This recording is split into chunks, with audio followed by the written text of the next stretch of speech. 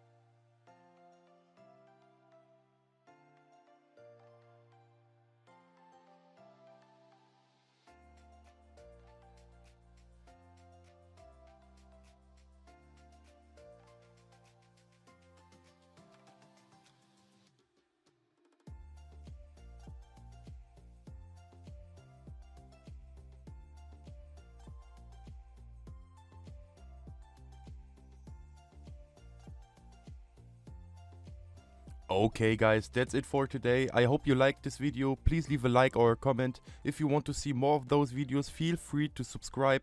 Have a great day. Bye.